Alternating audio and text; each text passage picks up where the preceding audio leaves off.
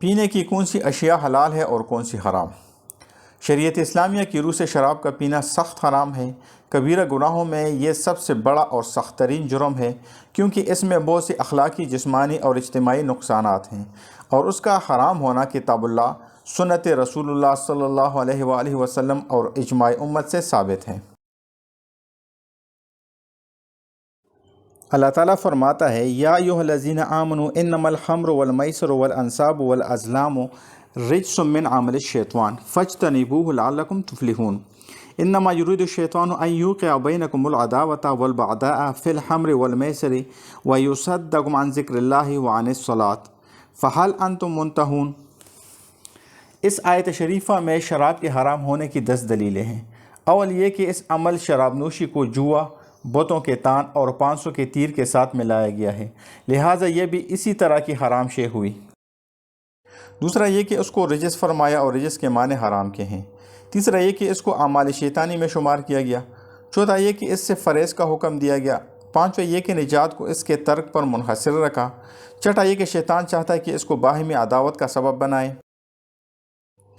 ساتویں یہ کہ شیطان اسے کینے کا ذریعہ بنانا چاہتا ہے۔ آٹھویں یہ کہ اس کی وجہ سے اللہ کی یاد سے باز رکھنا چاہتا ہے۔ نویں یہ کہ نماز سے روک دینا چاہتا ہے۔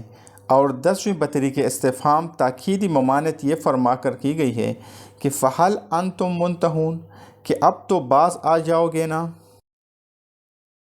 شراب نوشی کے بارے میں ان حضرت صلی اللہ علیہ وآلہ وسلم کا یہ ارشاد مبارک کافی ہے، لا یزنی الزانی حین یزنی وہو مؤمن ولا یسرق السارق حین یسرق وہو مؤمن ولا یشرب الخمر حین یشربها وہو مؤمن۔